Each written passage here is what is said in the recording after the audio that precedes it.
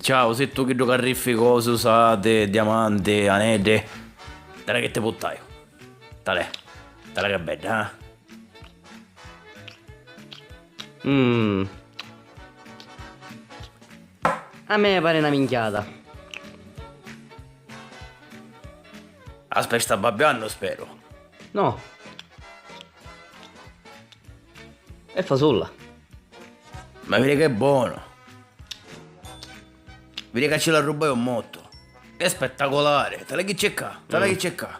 È diamante puro. Senti, io quello mi posso figliare, capisci? Che stai qua è bigiotteria. La c'è la tua figlia per giocare, capisci?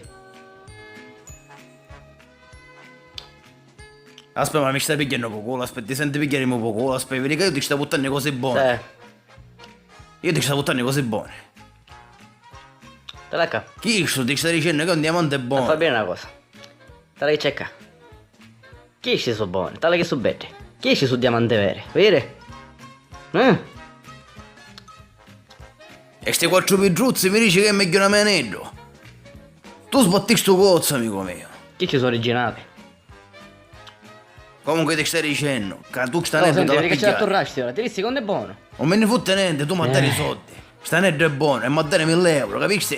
Che mi chiede a cattare cose io. Perché c'è mia moglie che ogni volta mi rompe palle. Vuole la borsetta fermata, scappe fermate, tutte cose fermate vuole chiesta. E non ne posso più. Vuoi vedere come mi riduce io? A rubare anette morte. E tu mi dici a me che netto non è buono. Tu mi stai pigliando po' culo. A me mi pigli po' culo. Perciò sono due conti. O mi rubi 1000 euro per sta netto, o Prendi, se no ora ti ammazza basta, a però, baccione. ne avevamo convenuto.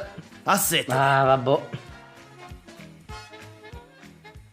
Chi è? Scacci sta in mezzo ai broccoli, Ah, ok, ancora che ti fai del latte e tu devo mollare con me.